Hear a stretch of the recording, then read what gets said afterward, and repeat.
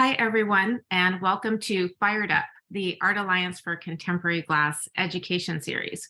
I know that we have a lot of new people on the Zoom today, so I wanted to just say a few words quickly about AACG. We are a group that is really for anyone that is interested and passionate about glass. And we have programs like this one every Friday, but the following 3 weeks of the month are for members only. So if you like the program today and would like to join us for all of our online programming, please visit our member page. We have a special rate that's discounted for artists as well as an even more discounted rate for students.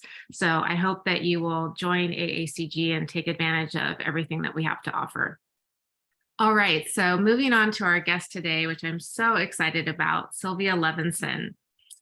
Silvia is a contemporary artist and political activist working in glass. She was originally a graphic artist in her native Argentina, but her political work was really in direct conflict with the dictatorship at the time. So she found herself and her family immigrating to Italy in 1980. Glass soon became her new medium where she could really find a way to express her feelings in exile, oppression, and personal tragedy. And she really uses the material as that means for communication and to harness its potential as a narrative medium.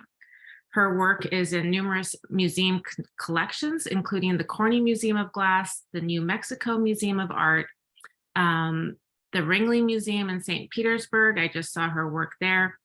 And of course, in museums overseas in her native Argentina, as well as in France. So without further ado, I would like to turn things over to Silvia. And as we're going through the presentation today, if you have questions, please put them in the chat and we will get to them when we're able. All right, please go ahead, Silvia. Thank you so much. I'm so happy to be here. Thank you for the invitation. And thank you to all people and artists and colleagues and glass lovers that are here. I think that I want to tell you that maybe my English is not always perfect. So if you don't understand something, it's not a problem if you ask me to repeat or to explain better. So I will start now sharing my, okay. Okay, sorry.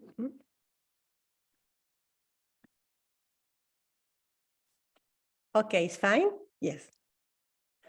Okay. So, you know, if you are here, you know that I was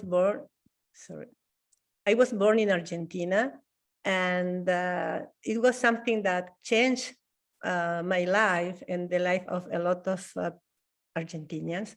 It was that we had a military dictatorship between 1976 and 1984.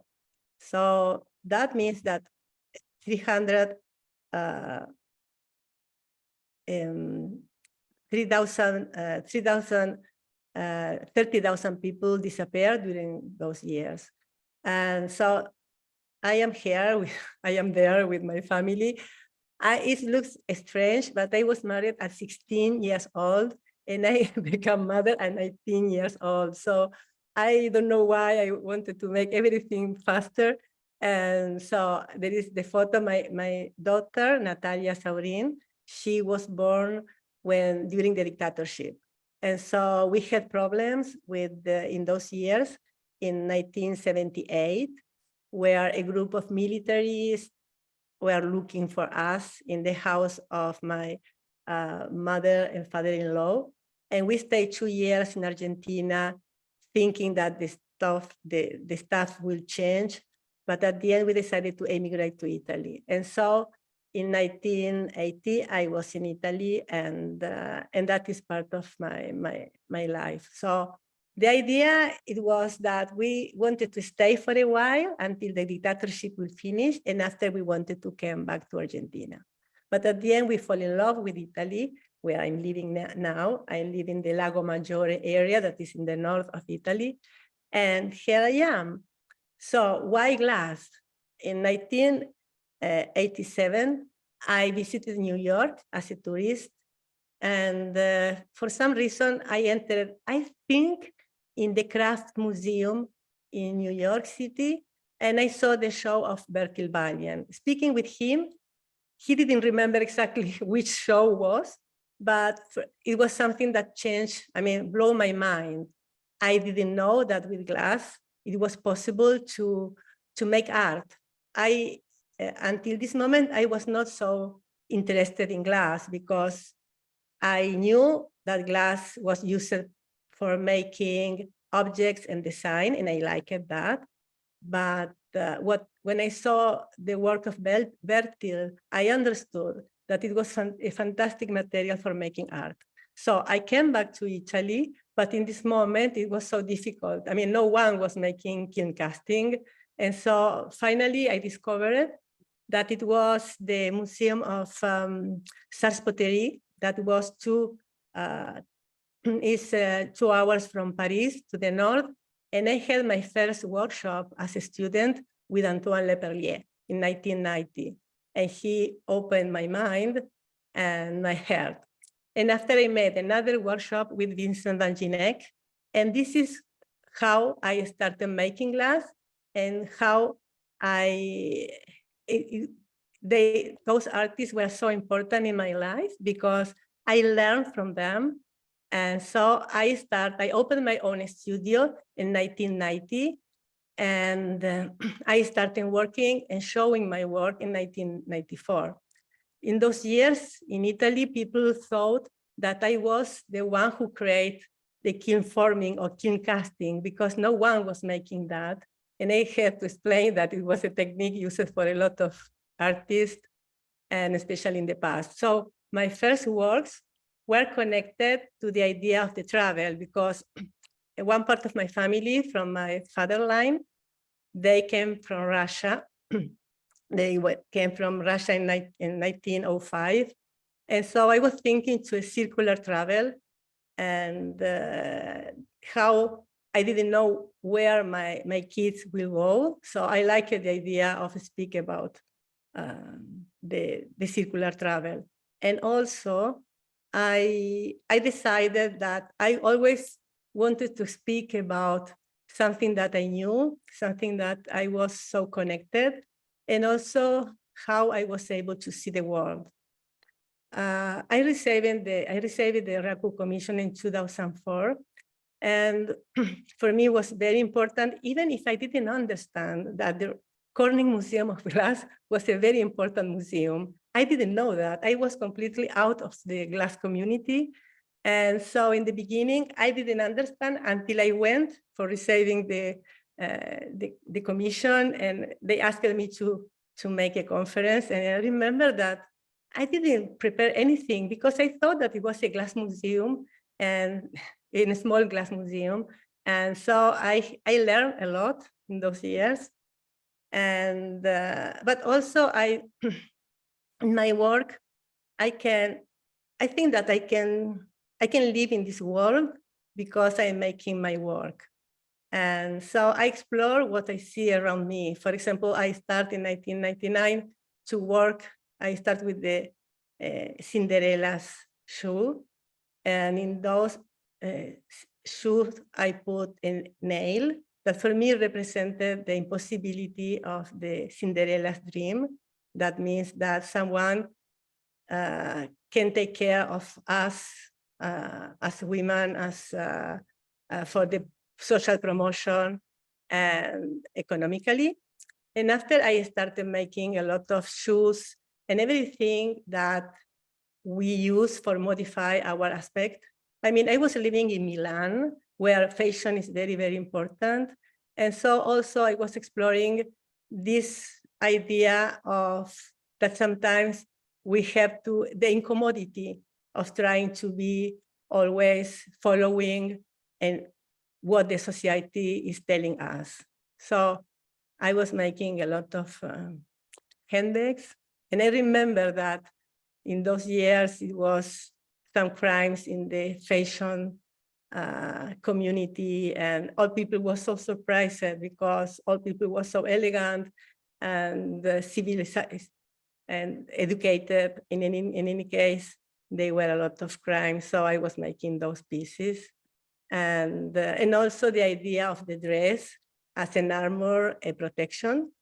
So all my work was I was making different series of work after I started working with the idea of the childhood, and I start with the Little Cinderellas, and also with the idea, I was not interested in the idea of the golden age, when people think that because when we were kids, everything was perfect. But I think that as kids, girls or boys, we had to have a relationship with what is about around us. And so I was exploring that. And I used the glass as a lens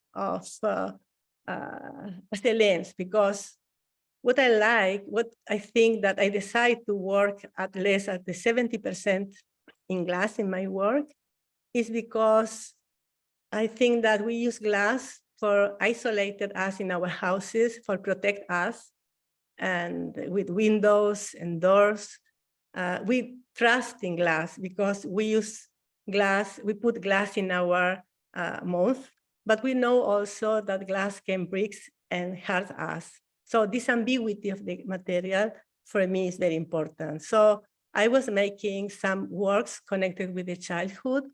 And so I was so happy with a gallery, Rofa Projects, that they are in Maryland, and they are focused in Latin American artists. They invited me to make a show in a project that they have that is this pink doll's house.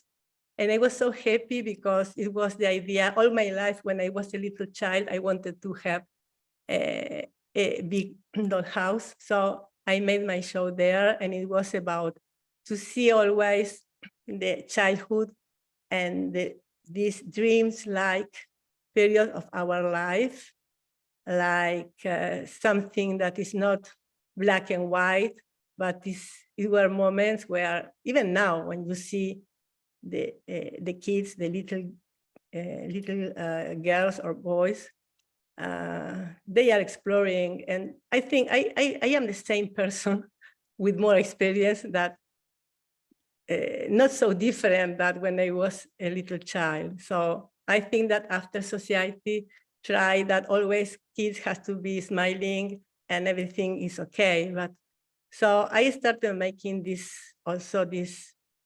baby clothes in the beginning, because I was speaking about the difficulty that we have sometimes as adults for protecting the childhood. And after that, I start to always with the topics that sometimes are not so easy to speak about, but also I start and explore the idea of happiness and how our society proposed us an idea too high of happiness, whereas the happiness is connected with the perfection and to be forever young. And so I was thinking about how each of us has a reaction to these expectations of happiness and perfection in the way as each of us we can. So I was using cosmetics and pills, and so also books, the instruction for happiness. And so I think that always the plan is perfect. And at the end, all of us, we have a plan that is always perfect. But at the end, we understand that we are living and making our own experiences. And for me, glass art is not important also only because of the material, but also because of the process. in some moment, I decided to start. I wanted to make girls that had a head of animals, and I knew that it was not about originality in this case, because since the people who was in the caves were making animals with humans with animals' heads, or or animals with human heads. But for some reason, I wanted to make this series of works. And it was the first time that I didn't have an idea about why I was making these pieces. But I started making this series that I call it Strange Little Girls, where the feet, the hands, and the head were make it in glass, and the rest was textile and mixed media. So the process I used was to model in clay, and after to make a process for making the lost wax, like people use in making bronze. And this is when I was putting the pieces and the molds into the kiln. And this is when I tried to the best and to put out the mold from my glass and to start making some cold working. After that, I was invited to be part of a show about sculpture in Canada. And I was thinking to my own family and how I didn't know a lot about them. And I found this photo. And at the end, I made this piece that is the chosen, where the lamb is in visual contact with my grandfather, that is the small boy. And actually, I didn't know a lot. I didn't know a lot about them, but I was making something connected to the idea that in the family, always there are someone who take care of all the problems, and people in the rest of the family thinks that there are like one who have to take care of problems and discussions. So I made this piece.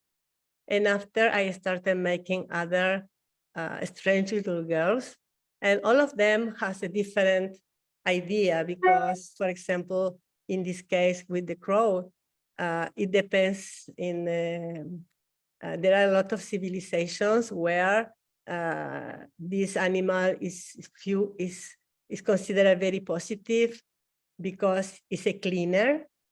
And there are other civilizations like Christianism that represent all the negative stuff. So it is interesting to see how each civilization has a different idea connected with the animals and the symbols of that.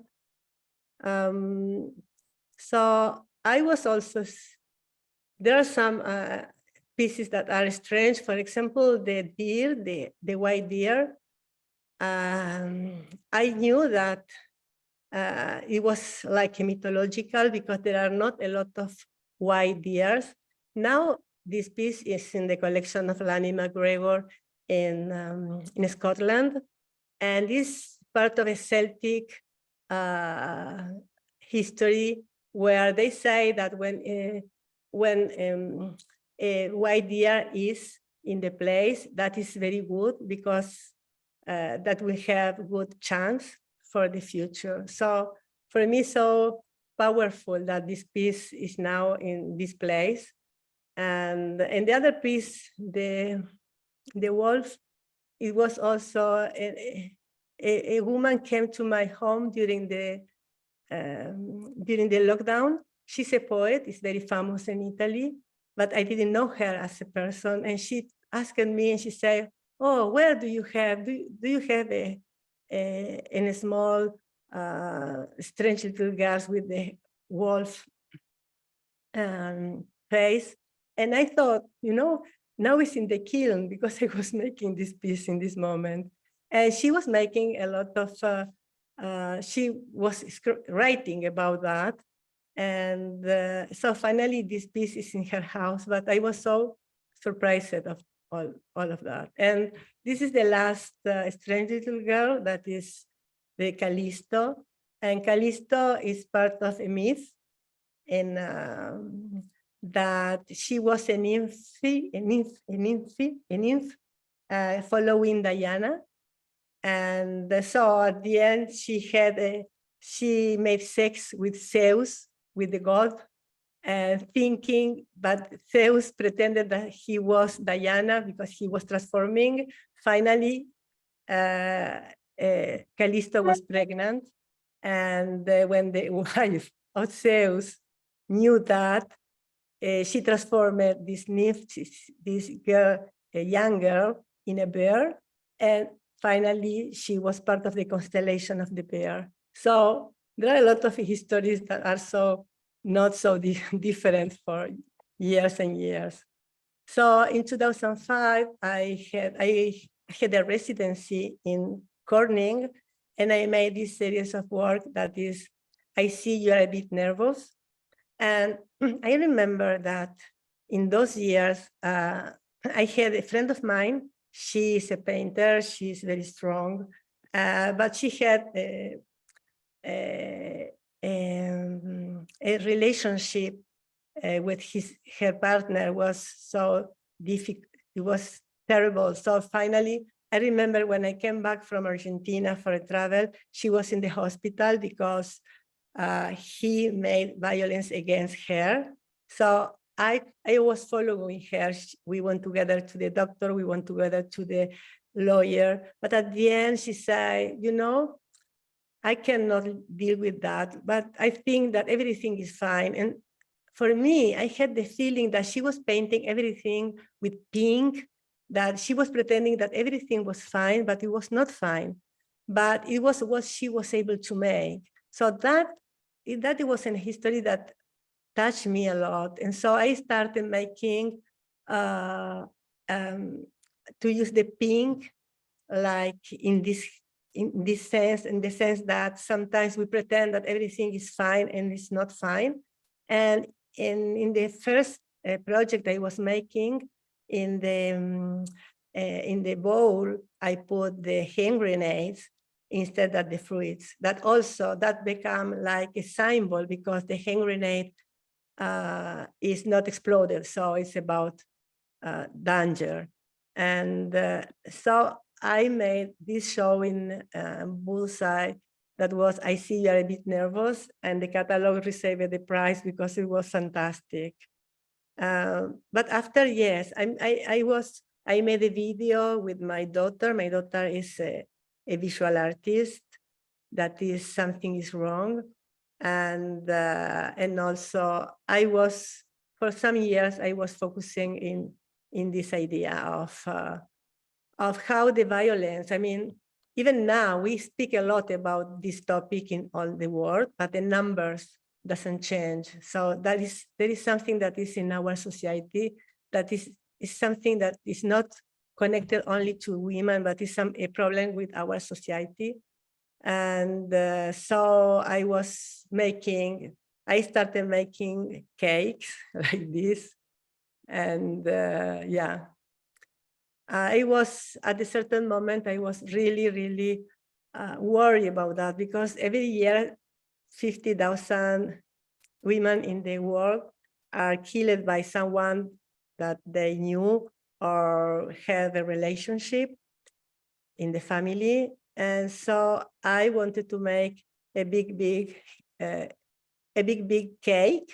And my idea was to make something more conceptual, and to make only this fragile, elegant, beautiful wedding cake connected to some videos. I was not sure about how to finish this piece, but at the end, I mean, I was working a lot in this project because it was a big piece. And it was my cat that I had at this moment.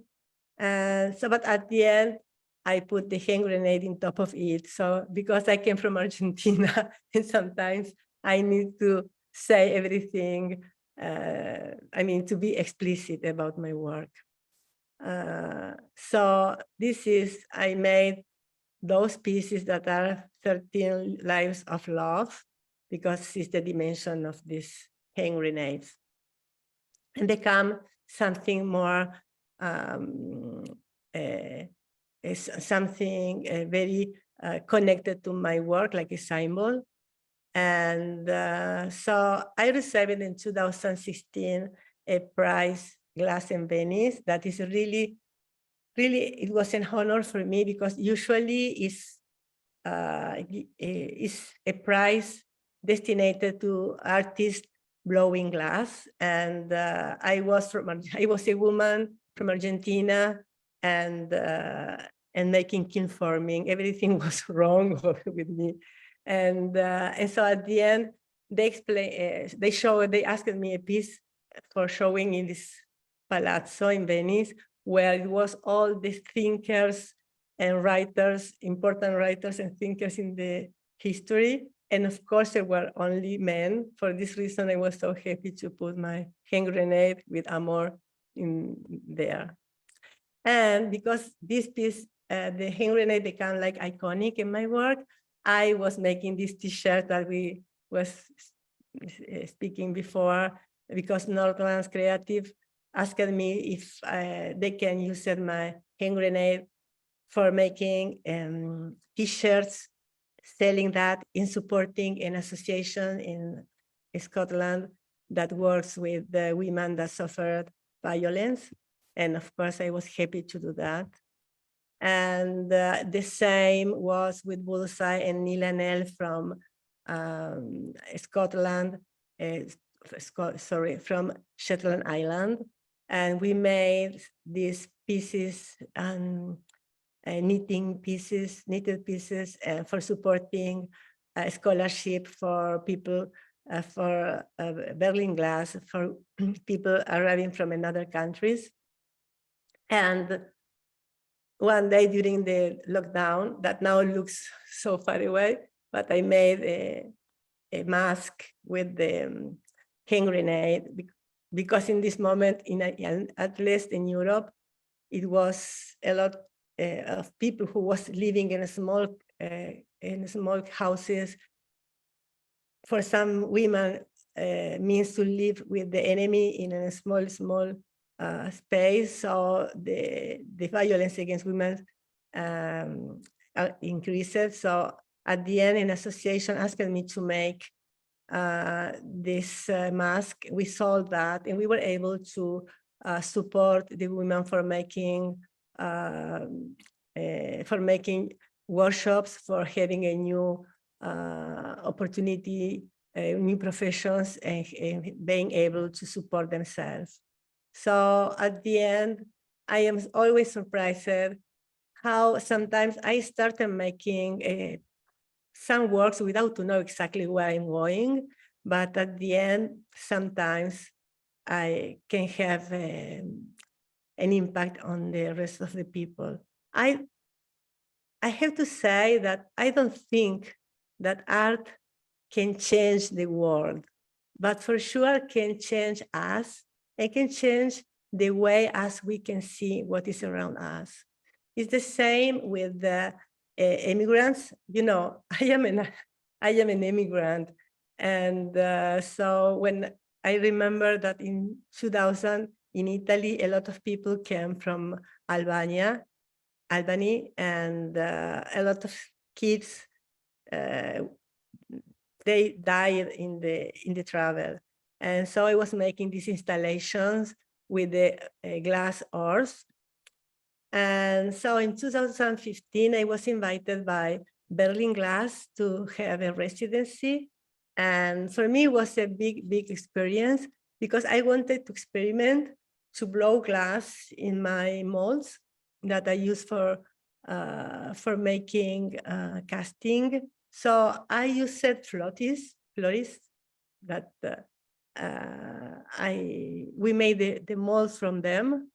And after the blowers, the artists that was working there in Berlin Glass, they was blowing in my molds. And the result was this fantastic piece that I love so much, and I would like to experiment again this experience of blowing in, because you can see the details that you cannot see in other pieces of mine making in with my molds. But after, for me, it was a good experience to meet Nadania Idris from Berlin Glass, because in those years, she was making a project called Multaka Project with refugees. So the idea was to start the first day visiting the Pergamon Museum, that is a museum of Islamic art. And the second time, it was an opportunity of working together in glass. And you know, I mean, what was incredible for them was also an opportunity to change for 1 day, 2 days, the reality of the everyday. But also, we were speaking about how we are able to work in glass, because if we are able to work in glass now, it was because people was able to travel and to share the information. So the technology, the knowledge cannot stop people. So the idea of glass traveling was part of this project. So I was teaching there several times. And also I was invited by the British Glass Biennale to make a project with the refugees again. And it was memory of home. And so I asked them to make something connected with some color, some experience that they was bringing with them to the new country where they was. And it was incredible because, you know, those people was able to go across Africa, across the Mediterranean, after the Mediterranean, across Europe, and they were able to ride to UK. And even in this situation, they had always a smile, and I learned a lot about them. So, and at the end, they made a small installation that was really, I mean, I enjoy so much in working with them. And also because some of them came from the area where glass, we don't know when the human beings started making glass, but for sure was in the Mesopotamia. And some of them came from those countries that were Mesopotamia in those years. So, and I was making also another workshop that I liked, that it was made in Charlotte.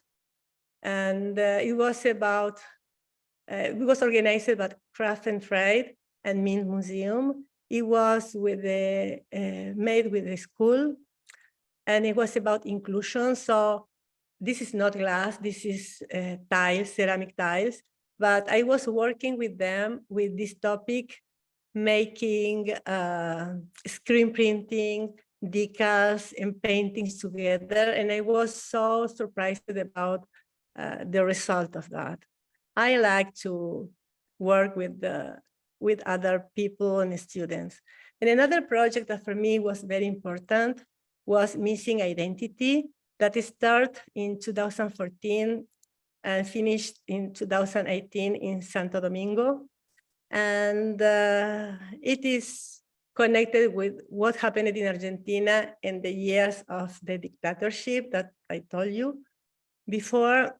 And what happened also, it was that in those years, if a woman was pregnant, the military, what they used to make, it was to keep in life the women, pregnant women, until she had the baby.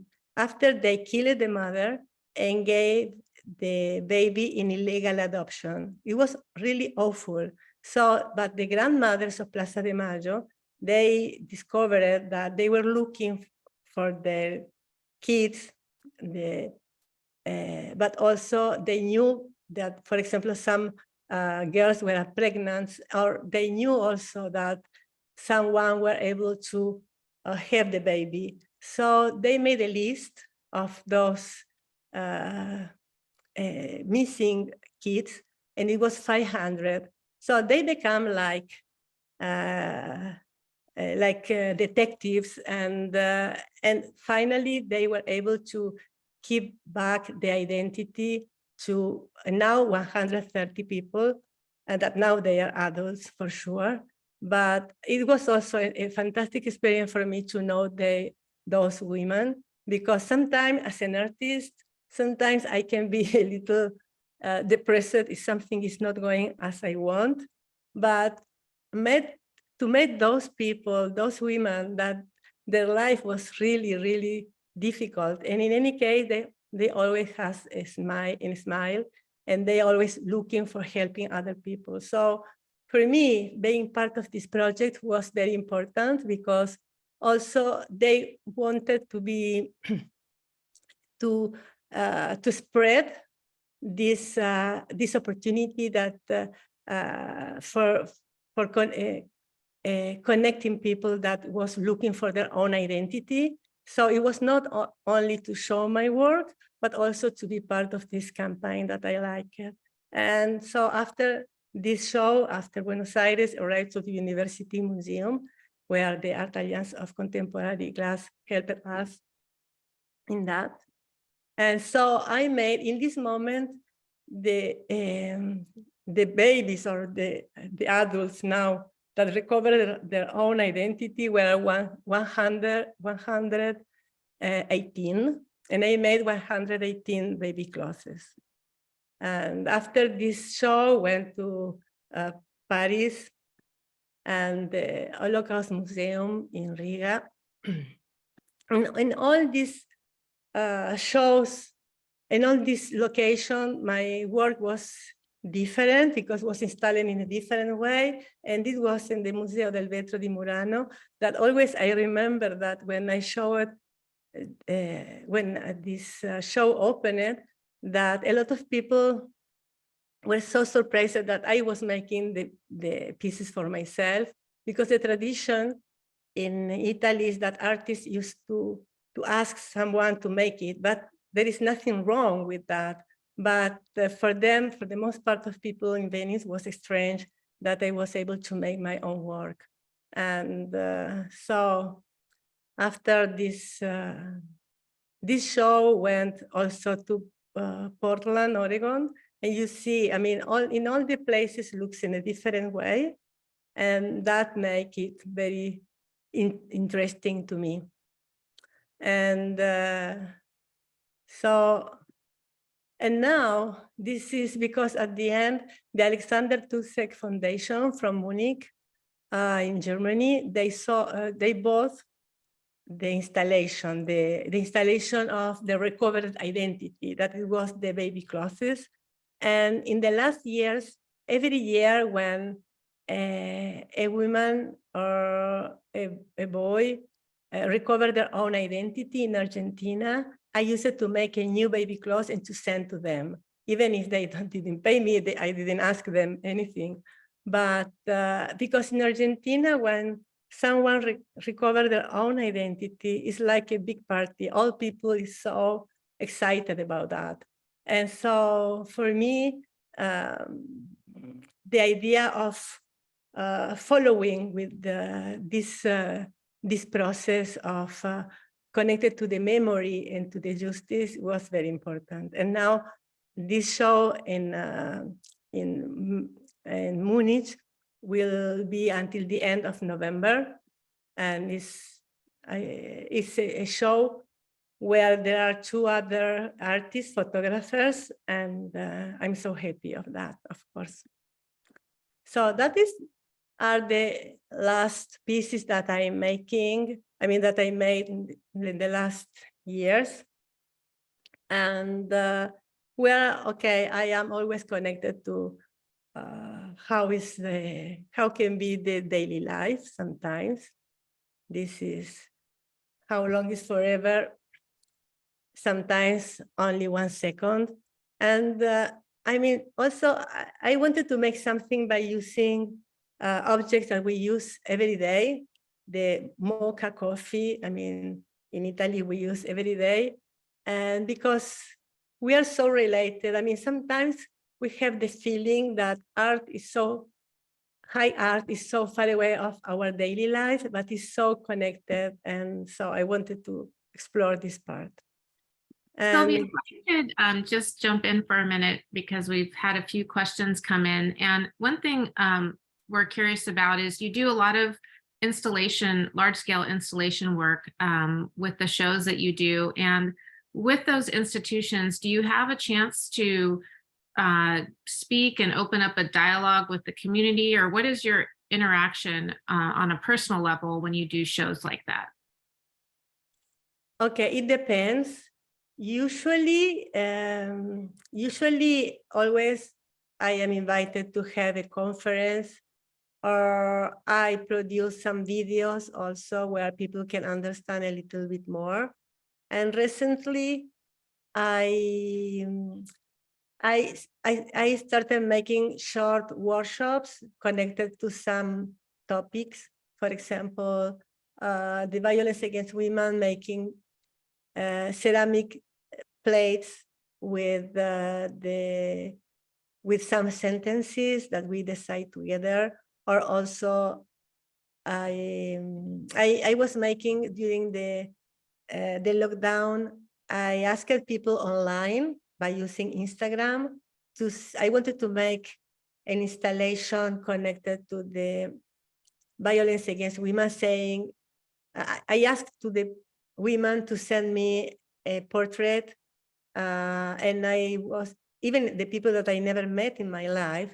So, and at the end, I add the name, the word stop, and I made an installation with that. So this is, but usually institutions used to ask me to speak with people, and sometimes we can make short workshops. All right, thank you. Please go ahead. Okay.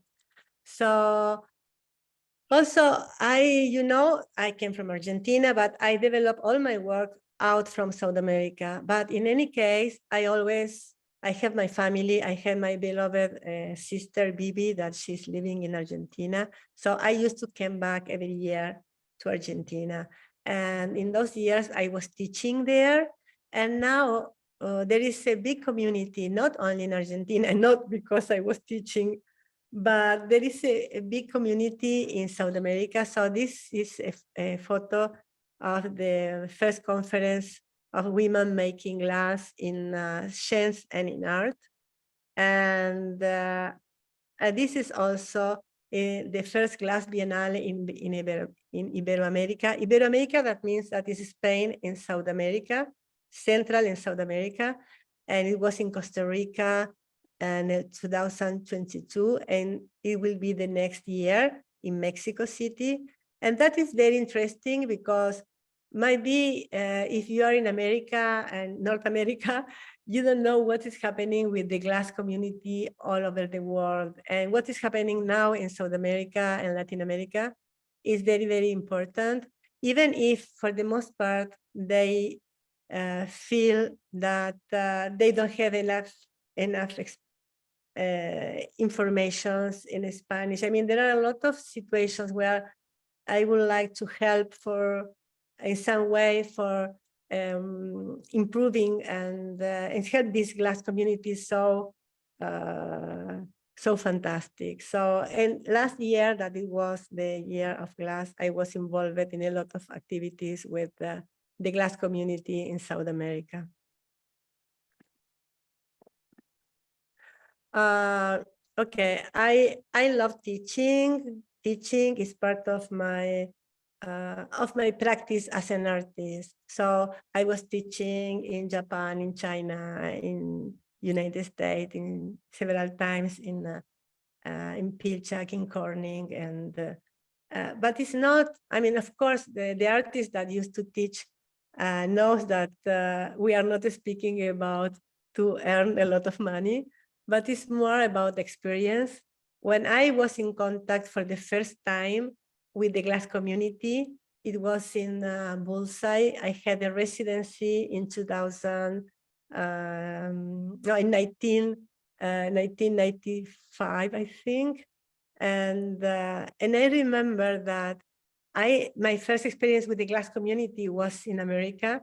And I thought, oh my gosh, those people are so strange. They are always speaking about glass. I mean, I never will be like them. And here, here I am. I love the glass community. And something that I think very important for me is the idea of sharing. And so for this reason, I love teaching. It's not about having money for teaching, but it's about to learn and to be in contact with different people. That is something that I have a new studio now, and I receive sometimes young people from the high school and also from the art academy. And I like to learn and also to change my point of view, no? Because when you meet other artists and or creatives or just people that are coming from other techniques, you always are learning something. And I think that sometimes in the beginning I didn't like to speak about my personal life, my what I lived in Argentina, or something more personal, because I didn't want like to be a victim or something like that. And I remember, I think 15 years ago, I was in New York City and I went to visit Louis Bourgeois, the studio of Louis Bourgeois. And I remember that after he spoke, she was older, but it was fantastic. So we were speaking about our projects, and at a certain moment, she asked us if we had some catalog. So I showed her my catalog, the first catalog I had. And when she was looking, she said, "Did you have a difficult childhood?" And you know, I knew everything about the life of Louise Bourgeois. She wrote always that her life, her art was connected so deep to her art, and the life and art were in the same level. And so, of course, I said, yes, I had a difficult childhood. But what I learned is to find a balance in between how you can speak about your own experiences and how you can translate that in art. Because at the end, as an artist, what I'm making, and I think all of you are making, is to make a bridge for being connecting with other people. And people can see, experiment or not what you are making. But for sure, it's like a bridge that some people can learn, or some people can have something from that, and some other people not. But it's always like a journey. And so in my case, I know that now it's changing. The glass artist and the glass community is changing a lot, but I know that when I started showing my work, it was not a lot of artists speaking about difficult topics. And I don't think that you have to, but it's what I can make in my work. So for me, now I am 65, and only now I can realize that what I was making, what was my path. Because when I was making that, when I was producing my work, not always I was so, I didn't understand exactly what I was making. I understood that I had to, and I was making. So I think also for young artists is that, of course, we need ideas, we need concepts, we need intuitions, but also what we need is a lot of perseverance and determination in what we are making.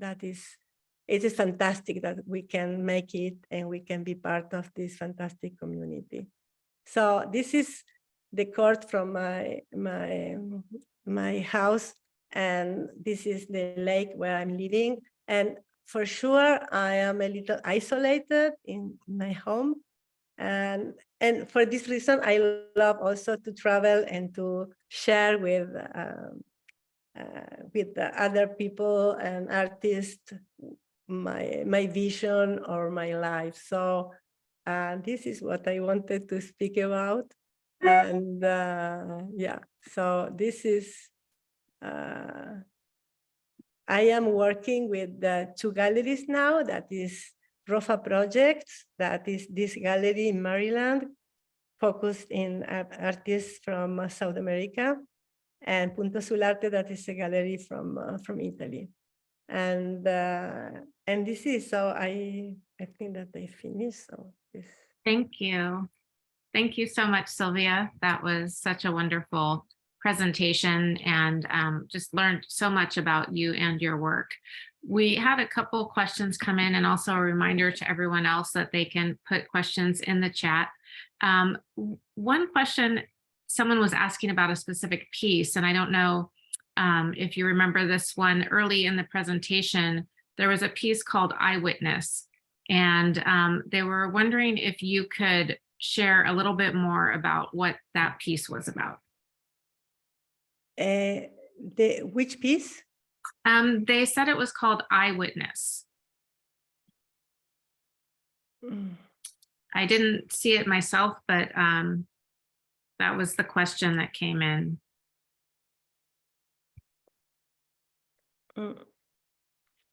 I don't understand which piece is, sorry. Do you Okay. want to ask the person?